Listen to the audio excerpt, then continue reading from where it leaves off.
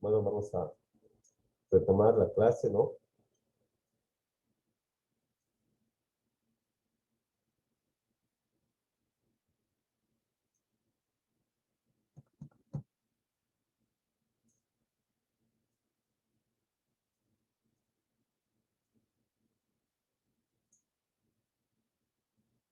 Bueno, vamos a reanudar, pero primero vamos a esperar un par de minutitos a que se conecten los demás compañeros. No sé si se escucha bien o no el audio. Está pasando. No se olviden poner su nombre en el chat grupal para contabilizar la asistencia, como siempre. Y entonces,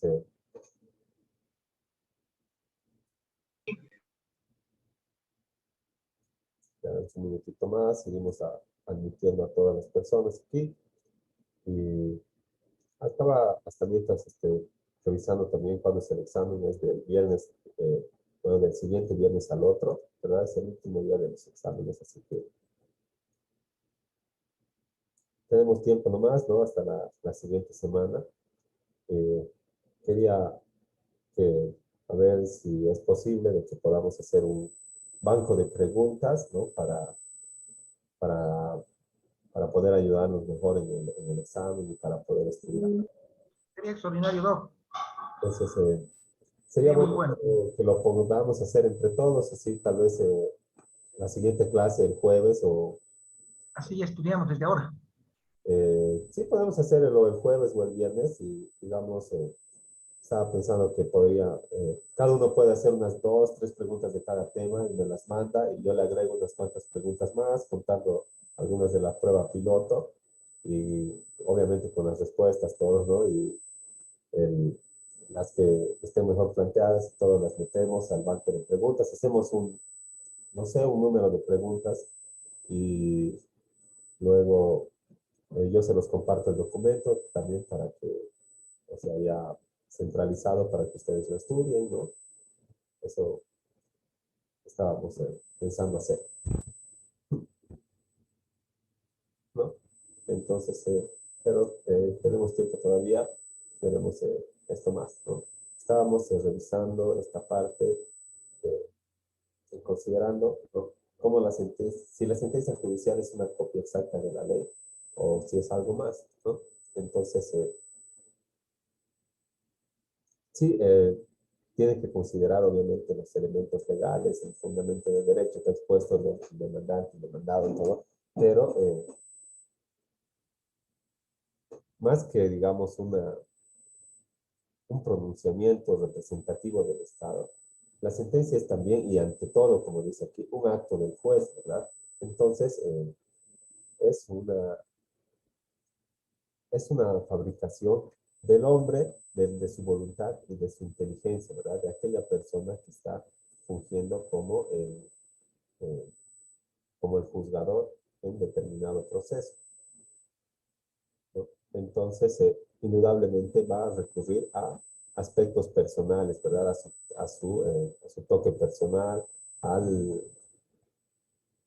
a, a poder interpretar y moldear la sentencia de acuerdo a los valores sociales y también a sus valores intrínsecos, ¿no? Eso nunca va a poder separar, ¿verdad? De la, de la sentencia, el aspecto personal del juzgador. Entonces, ahí ya no entra la ciencia, y lo que no es ciencia, pues es arte, ¿no? Como no tiene método y nada, entonces eso se considera ya un arte de parte del juez, ¿verdad? Pero aplicando obviamente su, su conocimiento, su experiencia y toda esta técnica argumentativa, interpretativa que tiene que usar y que se traduce en lo que es el principio de razonabilidad de las sentencias, ¿no? Cuando dicen el principio de razonabilidad, quiere decir que el juez tiene que justificar todo lo que decide, ¿no? No puede nada más solamente, digamos, describir lo que ha dicho el demandado, lo que ha dicho el demandante y sacar la sentencia, ¿no? Tiene que justificar eh, o dar razones que que señalen o que indiquen cómo se ha llegado a esa solución única que está planteando el juez. Entonces, si no se cumple con el principio de razonabilidad, igual hubo apelación, ¿no? Para que el juez cumpla con el principio de razonabilidad.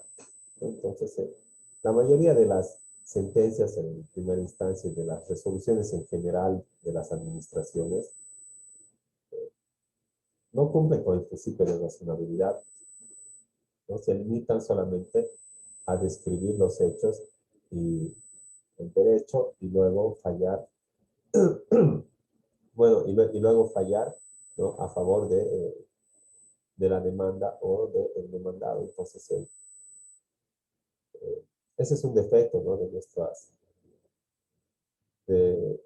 nuestras administraciones de justicia, de nuestras jurisdicciones, ¿verdad? Porque hay jurisdicción judicial y jurisdicción administrativa, ¿no? Donde se resuelven algunas, también así, con la misma hermenéutica de esos, pero se resuelven otras solicitudes, como los objetivos que nos sigue nuestro tribunal, como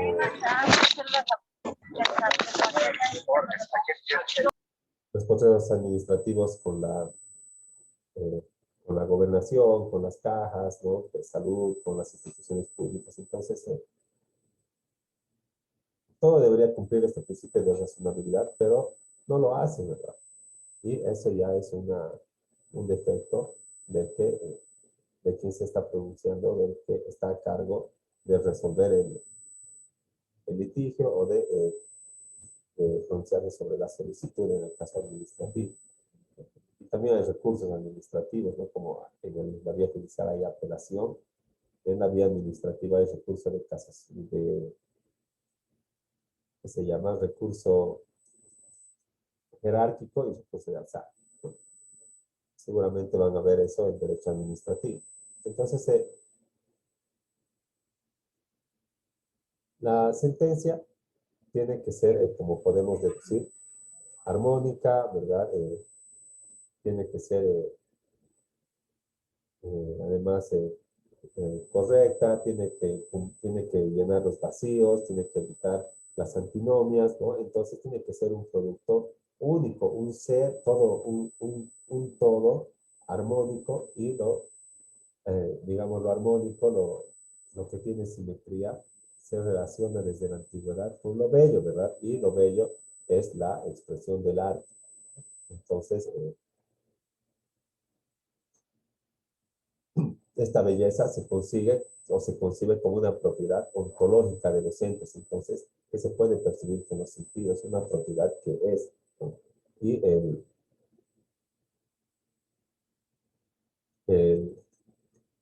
la sentencia, ¿verdad? Y el derecho, ¿no? En general, tiene que aspirar a ser armónico, ¿verdad? Evitar antinomias, a resolver los litigios de las personas con un ideal de justicia. Entonces tiene que ser, en otras palabras, bello, ¿verdad? La expresión del derecho tiene que ser artística, pues. Entonces, eh, la belleza también se asocia siempre con la esfera de lo que está bien, ¿verdad? Y lo que está bien es lo justo, y lo justo es el ideal del derecho, ¿verdad? Entonces el derecho tiene ese matiz de belleza, de artista.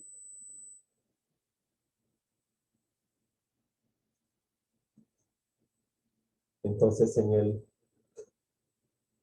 el marco de la estética y de la filosofía del arte, se trata de ver a la verdad como un valor artístico, procurando a la verdad el rol cognitivo del arte, ¿no? Entonces, la verdad indudablemente tiene un papel capital, pues, en el ejercicio del derecho, ¿verdad? Entonces, también, desde ese punto de vista, ¿verdad? El derecho y la filosofía del derecho se pueden enfocar desde el punto de vista del arte, pero esta vinculación artística no tiene que quedarse ahí, ¿verdad? El derecho es tanto ciencia como arte, ¿verdad? Entonces, si bien va a apuntar al ideal de justicia y todo, tiene que cumplir con el carácter científico. O sea, con percibir la esencia, ¿verdad? Con describir los conceptos generales, ¿no? Para poder eh, apuntar al ideal de justicia, ¿verdad? Y la justicia es lo bueno y lo verdadero y lo bello, ¿verdad? Y entonces lo artístico. Entonces es artístico. Entonces, podemos decir que en la ciencia del derecho, la estética se manifiesta en la visión simplista y pura del derecho, preocupado por la coherencia, o en el mejor de los casos, la armonía del ordenamiento normativo, aunque matizado con referencias a la realidad social, ¿verdad? La armonía del ordenamiento normativo con la conducta de las personas que es el objeto de regulación del derecho. Entonces,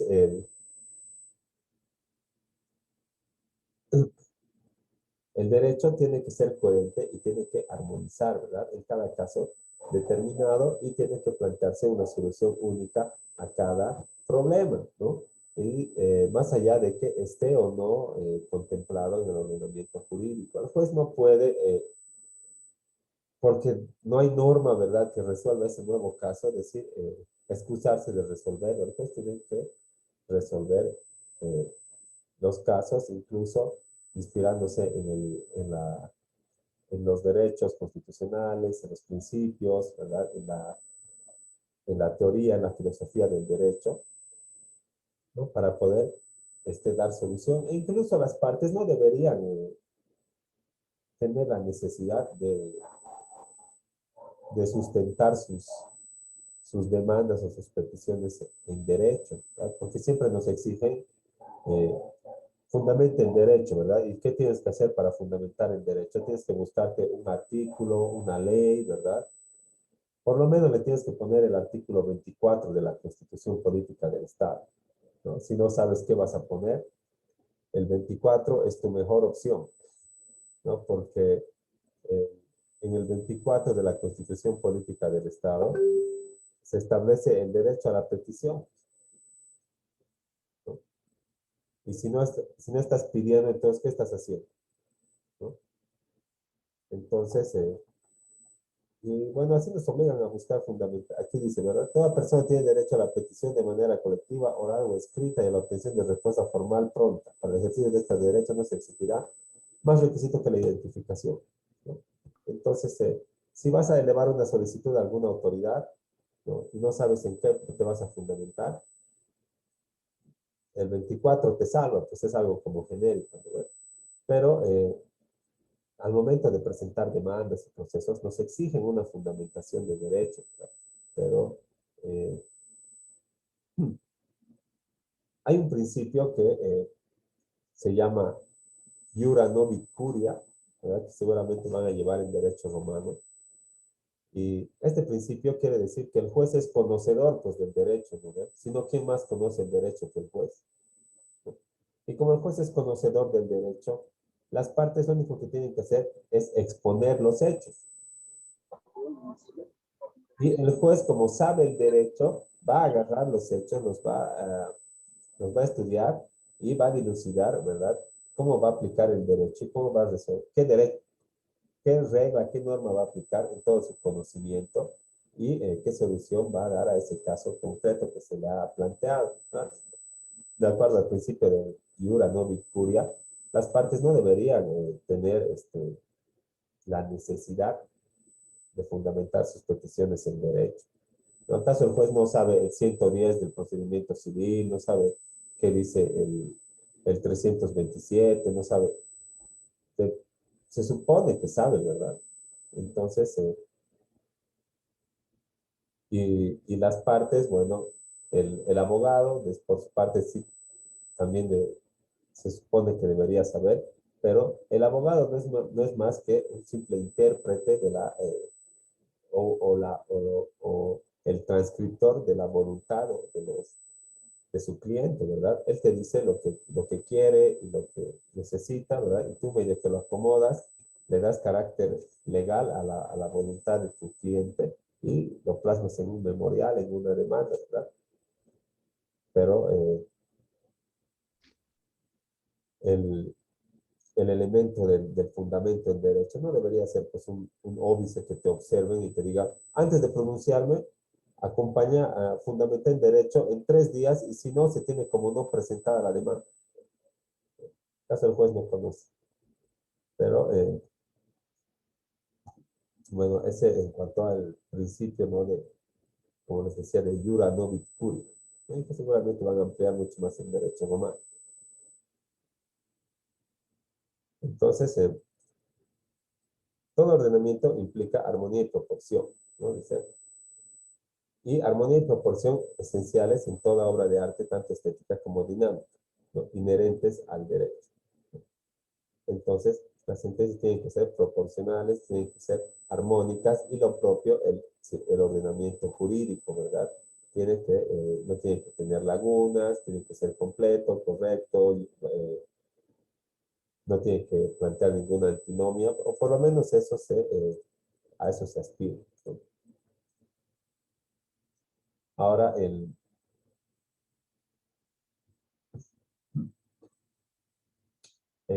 un filósofo contemporáneo del derecho que se llama Hans Ross, ¿no?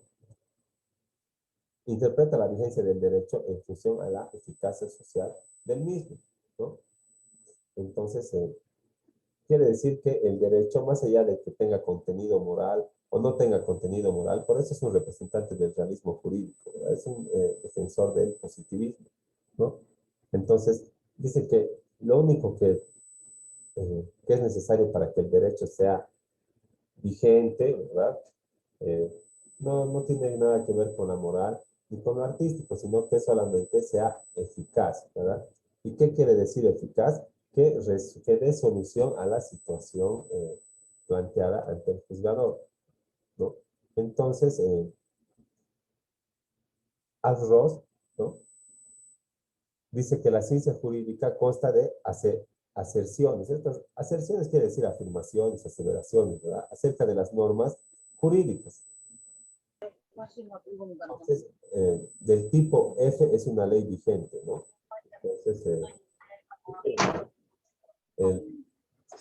por ejemplo,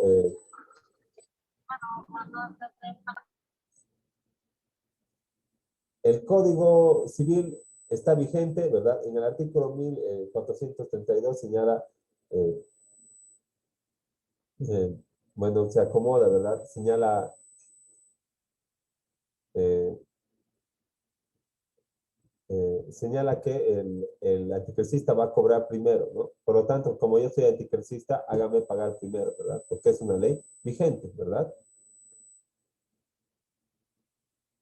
Entonces, lo único que necesita es ser comprobado mediante el principio de verificación, ¿verdad? Que empíricamente se compruebe lo que dice la ley vigente, ¿no? Entonces, una proposición solo tiene sentido cuando puede ser verificada, ¿no? Y si no puede ser verificada, entonces no tiene razón de ser esa norma.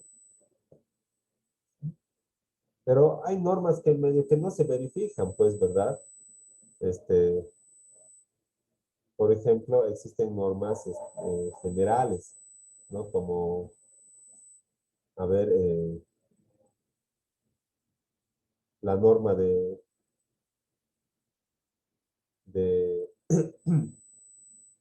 a ver, la que dice que el juez es el director del proceso, ¿no? En el Código de Procedimiento Civil, ¿no?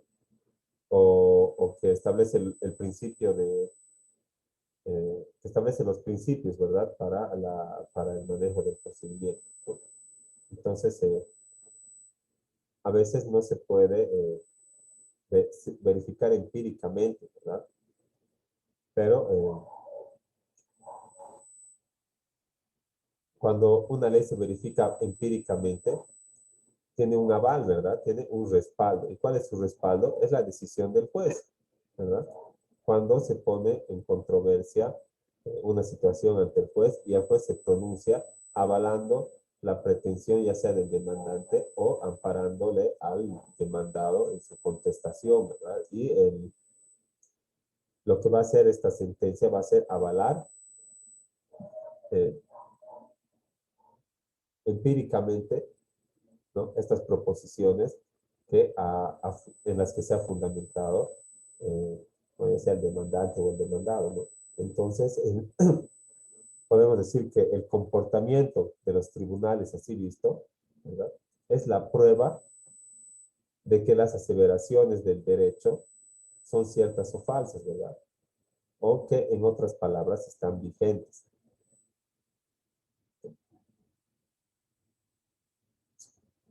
Entonces, este señor Alf Ross, ¿no?,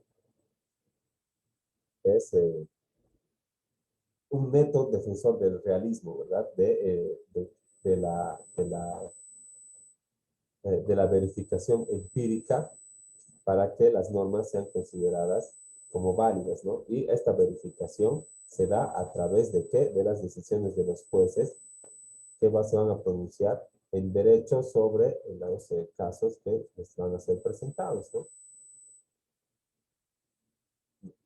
Entonces, en consecuencia, dice, el procedimiento de verificación de las proposiciones de la ciencia jurídica está constituido por el comportamiento que al respecto de estas proposiciones asumen los tribunales.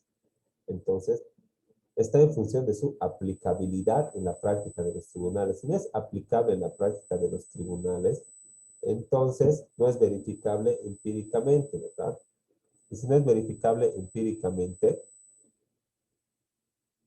entonces no es eficaz el derecho, ¿verdad? Y pierde validez. Eso señala Alf Ross, que es un representante del realismo jurídico, o sea, un defensor del positivismo. Y Norberto Bobbio, ¿verdad? Que es bueno, un filósofo también del derecho que es muy estudiado, afirma que la existencia de una duplicidad de saberes, ¿verdad? Existen dos tipos de conocimientos, es lo que dice Norberto Bobbio. El conocimiento científico que responde al esquema de la cientificidad, que acepta a la comunidad científica, y otro, la realidad del quehacer del jurista, ¿verdad? La cientificidad como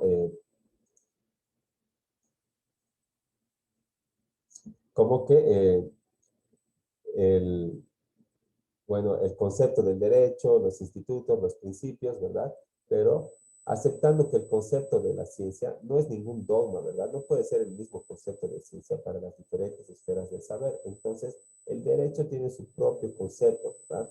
Bueno, tiene varios conceptos, pero hay uno que es aplicable en nuestro sistema jurídico, ¿verdad? Y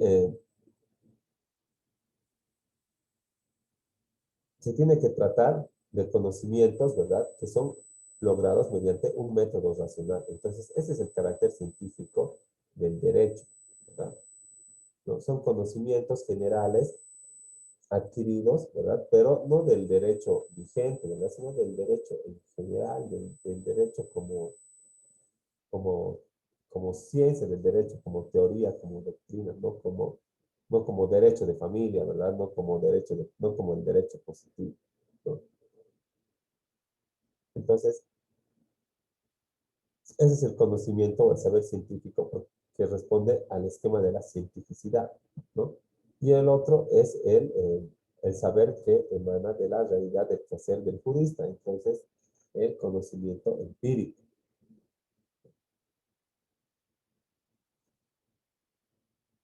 Ahora, Norberto Bobbio, en sus obras, intenta atribuir un carácter empírico y diferente a la ciencia del derecho. Y sostiene que si la ciencia jurídica no es una ciencia formal, pero tampoco es propiamente una ciencia empírica. Entonces, es un poco de uno y un poco del otro. Eso nada más dice, ¿no?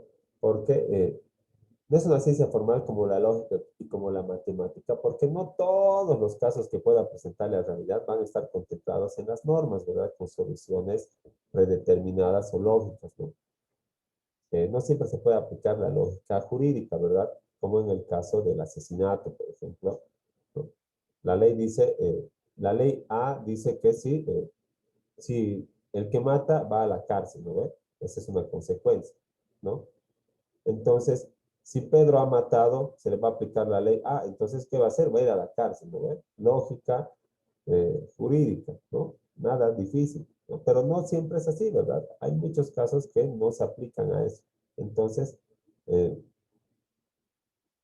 no puede ser considerada una ciencia meramente formal, pero tampoco es una ciencia netamente empírica, como la física, la química, la sociología o la economía, ¿no? Forma parte eh, de la familia de las ciencias empíricas, pero al mismo tiempo participa de las ciencias formales, ¿verdad?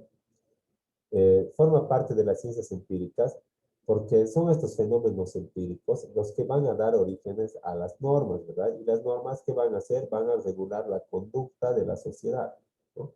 Entonces, pero no es el único origen de las normas, ¿verdad? Eh, el- los, eh, los fenómenos empíricos, ¿verdad? Tiene también otras fuentes, ¿verdad? La Constitución, eh, los usos y costumbres, la jurisprudencia, ¿no? Entonces, no es ni lo uno ni lo otro, ¿verdad? No es una ciencia formal totalmente, no es completamente tampoco una ciencia empírica. Entonces, ¿qué dice Norberto Bobbio? Que forma parte de la familia de las ciencias empíricas y al mismo tiempo participa de las características de las ciencias formales, ¿no? Entonces, es un poquito de ambos.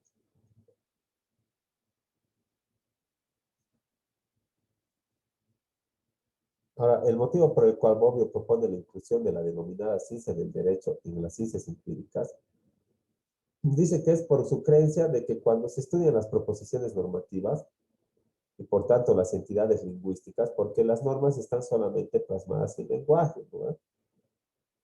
La actividad presupone la referencia a comportamientos reales, de los que las proposiciones han sido extraídas, ¿no? Entonces, ¿por qué es una ciencia más empírica que formal? Señala eh, que esta normativa, que este conjunto de normas, ¿verdad? Estas entidades lingüísticas, ¿no? Esta norma que siempre está traducida en lenguaje, en leyes, ahí en libritos, ¿verdad? Eh, Hace referencia siempre a comportamientos de la sociedad, ¿verdad? Y de estos comportamientos de la sociedad se extraen las normas a su vez, ¿no? Entonces,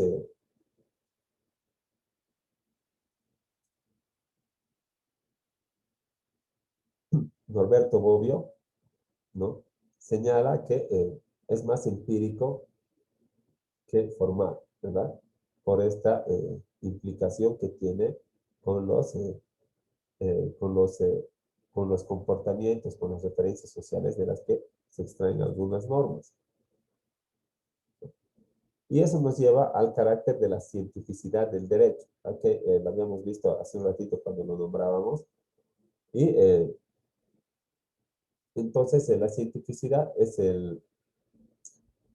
eh, el método y por el cual se adquieren los conocimientos de este instituto complejo que se llama el derecho, ¿verdad? Entonces, el concepto de la ciencia no es ningún dogma, ¿verdad? Porque, como ya habíamos dicho, la ciencia del derecho no puede llevar el mismo concepto que las ciencias naturales, ¿no? Entonces, son diferentes para cada esfera del saber, ¿no? Y se tiene que tratar, pero de conocimientos de los cuales son logrados mediante un método racional, como les estaba diciendo. Entonces tienen que estar objetivamente ligados. Eh, en el derecho, ¿verdad? Están ligados por la regulación de la conducta, ¿verdad? Que es el fin del derecho y alcanzar el ideal de la justicia, ¿no? Entonces los conocimientos están objetivamente ligados, ¿no? Y todos pertenecen a nuestro sistema jurídico. Tienen que estar en una conexión argumentativa, ¿no? Pueden dar razones para proponer soluciones, ¿verdad? Eso es argumentar, ¿verdad? Dar razones para justificar tus creencias. En este caso, dar razones para proponer soluciones a los problemas de las personas que se plantean ante un juez o ante un tribunal, ¿no? Y tienen que ser además los conocimientos verificables, ¿no? Verificables en la experiencia, o sea, en esos, en la sociedad de donde se extraen las normas, ¿no? A eso se refiere la cientificidad del derecho, ¿no? Y eh, entonces, bueno, en resumen, hasta aquí, ¿verdad? Podemos decir que eh, uno, el derecho es ciencia y es arte al mismo tiempo, ¿verdad? Tiene mucha relación, no se puede separar. Y en el momento de la aplicación del derecho, pues de la práctica jurídica de lo forense, ¿verdad? Está muy relacionada íntimamente con expresiones artísticas, ¿verdad? Y al momento de pronunciar las soluciones por parte del jurista, también se aleja de los métodos científicos y empieza a entrar al campo del arte cuando el personaje que se llama juez es el que va a redactar la sentencia sin ningún... y esta redacción, ¿verdad? Que a la que le lleva su interpretación y su conocimiento, no tiene ningún reglamento, ¿verdad? Es algo que se hace de manera personal, como si fuera una obra de arte, ¿no? Entonces, esta sentencia, como ya habíamos planteado la pregunta, si es una copia exacta de la ley, no es una copia exacta de la ley, pero sí tiene que considerar en su estructura armoniosa, ¿verdad? Tanto los hechos como la normativa que va a intentar resolver este hecho que está poniéndose en cuestión. Pero si no hay normativa, el juez de todas maneras tiene que pronunciarse apoyándose en los principios generales del derecho, la Constitución, los tratados internacionales sobre derechos humanos y la doctrina jurídica, la filosofía del derecho, ¿no? Entonces, esta sentencia va más allá de ser una copia exacta de la ley, ¿no? En algunos casos puede ser una sentencia que contenga un razonamiento lógico, deductivo, ¿verdad? Como habíamos dado el ejemplo del que mata y se va 30 años a la cárcel, ¿verdad? Pero inclusive así no es una copia exacta de la ley, ¿verdad? Todavía está tomando en cuenta algunos aspectos que van más allá de de, de la norma, ¿verdad? O del simple dogmatismo, como le dicen. Tiene que ponderar, tiene que considerar los elementos de prueba y además también tiene que tomar en cuenta la presunción de inocencia y todos muchos otros aspectos que van más allá de solamente copiar la ley, como le dicen, o adecuar una actitud o una conducta a un tipo legal determinado, ¿no? A veces sí se puede, pero a veces no, ¿verdad? Cuando se puede hacer esto, cuando se puede adecuar la conducta a un tipo legal determinado y emitir una solución, se llama subsunción, ¿no? Se subsume un hecho a una norma y listo, ¿no? Pero cuando no se puede, ¿qué hay que hacer? Ponderación, ¿verdad? Y ahí está lo difícil, ¿no? Entonces, ya se nos está también acabando el tiempo, entonces vamos a quedar ahí y les voy a mandar este material más para que puedan estar también haciendo las preguntas, ¿no? Al respecto, que no sean preguntas, digamos, con respuestas de sí, no, ¿verdad? Que sean preguntas bien planteadas y que tengan una respuesta, no diremos larga, ¿verdad? Pero por lo menos que tenga algunos elementos, que tenga así algunos conceptos bien planteados para que podamos ponerla como a nuestro banco de preguntas, ¿no? Si alguien ha levantado la mano, tal vez tiene alguna duda con Persona. Doctor, estoy picado desde anoche y la verdad no puedo encontrar, desde que he revisado hasta las guías y todo lo que nos ha facilitado con respecto a la prueba de anoche. ¿Ya? Y justamente es en la pregunta número 1, que no la encuentro lógica, dice, ¿no? El positivismo, al contrario que en él, ¿ya? Y según mis datos y todo, he puesto, ¿no? Que es el naturalismo, Ya, pero... Ahí no dice el positivismo jurídico, ¿no ve? Dice solamente el positivismo, ¿no? Y cuando está en el tema de la relación con la filosofía teórica, con la filosofía en general, ahí habla del positivismo y del idealismo, que llegaría a ser, digamos, en el campo jurídico, eh, el positivismo jurídico y el justnaturalismo, ¿verdad? O el derecho natural. A ver, nuevamente, doctor, parece que me confundió nuevamente. Aquí, aquí está, aquí está. Ya, En el, aquí, ya. aquí cuando nos relacionamos a la filosofía del derecho con la filosofía en general, ¿no? Hablamos de positivismo también y de idealismo, ¿verdad? Pero eso en términos de la filosofía en general, porque en la filosofía del derecho el idealismo se traduce ya en el justnaturalismo o en la tendencia del derecho natural, ¿no? Entonces ahí la palabra que tenía que escoger era idealismo. Mm, ya lo estoy entendiendo todo. Entonces nos está indicando de que no siempre veamos como derecho, sino directamente como filosofía en general. Sí, entonces estamos tomando esta. Ya, ahora sí. Doctor, ahora sí, perdón, Ajá, perdón por...